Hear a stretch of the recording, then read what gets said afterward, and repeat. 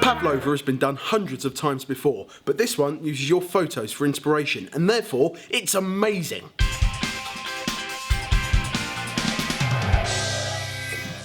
Pavlova is essentially just meringue, so we're going to do egg white and sugar, whisk it up, and then add the flavours of chocolate and cocoa to make a kind of chocolate meringue. Layer that with a coffee cream, some pecans. It's going to be amazing. It sounds incredible. It's very, very simple, very few ingredients, and we use a machine to take all the labour out of it. But to start with, we're going to crack 3 eggs. It is only the whites we want, so put the yolks in here, the whites in there, and then we can move on.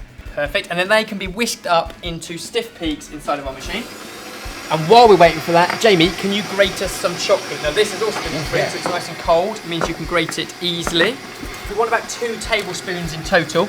Okay. Now the interesting thing about Pavlova was, it was the first picture to be uploaded to our Google Plus community when we asked, what should we cook? Yes. So we don't often go by first come, first serve, but on this occasion we did, and it was a great suggestion. It was an awesome picture as well. Cappuccino, wasn't it? Yes. So it's a combination of coffee and chocolate. Normally, a Pavlova would be berries and vanilla. So this one stuck out as being amazing because we've not done coffee and chocolate in a Pavlova before. And now we can add in our caster sugar now that it's stiff.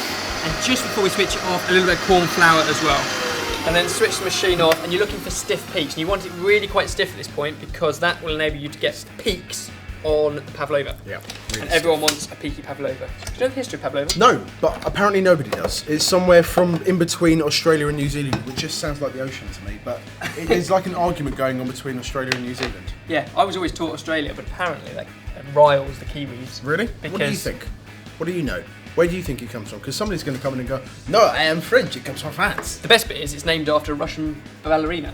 A ballerina? Ballerina. Ballerina. When she was on tour somewhere between Australia and New Zealand, but that's the bit that we're not sure of. On the plane over. Cocoa powder going in here along with chocolate that you've grated up.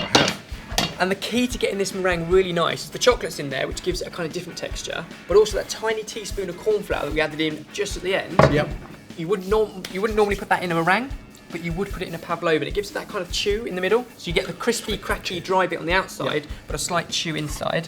This can now just be folded together and then line it onto a tray. So this one has already got greaseproof paper covered, and the whole mix just goes out and on to there. So what size and shape are we doing this? So we're going to do one big one with this mix. Yep. But again, we asked you guys what you wanted to see, and everyone said height is important. In fact, we had some amazing. We had a Black Forest one sent to us. That's incredible. We're not doing Black Forest flavours, but the dish we're going to do is inspired by what it looks like. Beautiful. For the layers. So we're going to go for layers. What you need to do is take your Pavlova filling, spread it to the edges, and then the last little bit, go kind of around the edge. Ooh. So the edge is higher, because then you can fill the middle with cream.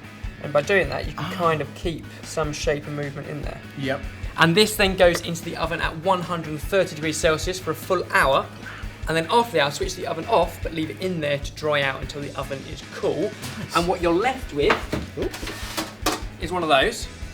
You've done this before. And we've doubled up the recipe because we did a second one, and this one we actually put some peaks on as well, because what we said was we wanted layers. Yeah. So for our photo, we're going to use layers, okay? Amazing. All you need to do is double the recipe. The link is in the description box below. For our filling though, we're going to take double cream and whisk it up until you've got soft peaks, and then we're going to flavour it with coffee. We're using coffee essence. 2 tablespoons of this. 1, 2, and 2 tablespoons of this. Whisk that up to soft peaks, and that will be our filling. If you very carefully lift off these, you can see they are solid in the bottom, but inside it should be. Broken. No, I want to show you. Look, put your finger in there.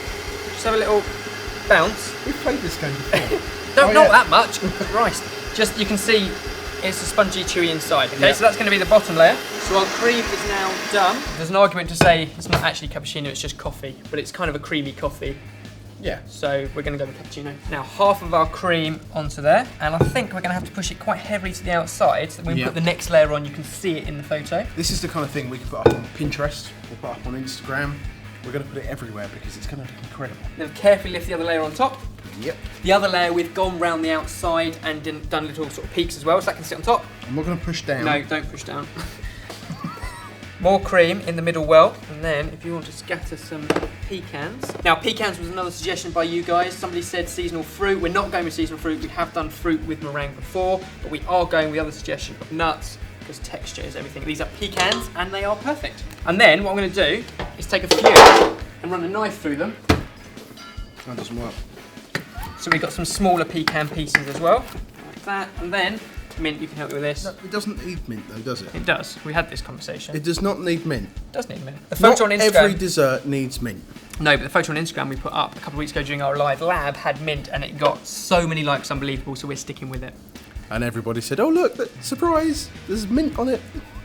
Now remember, this is how we've decided to present our pavlova, but we want to see yours. We've gone for layers and we've gone big, but you could go small, you could go tall, you could go low. Send it to us on Instagram, use the hashtag #sortedpavlova. It will come up onto the website, we'll have a look at it and we'll judge them all. Not judge, that's mean. We'll have a look at them, look at that. And this one is our Cappuccino Pavlova, sorted.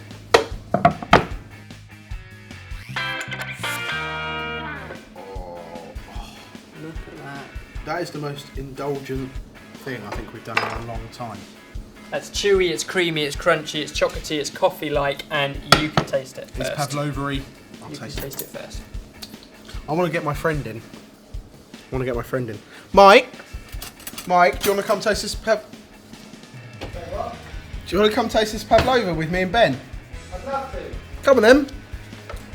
You weren't invited. I was. You weren't. I heard my name. Mike. Cappuccino belongs in the cake.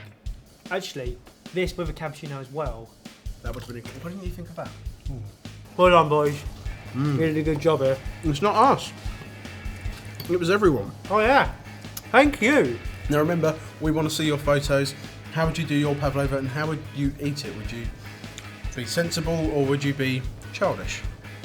And if you hang around to the end of the video, you can see a click through to all of our other coffee-inspired recipes. Oh, what's that chocolate bit? Chocolate.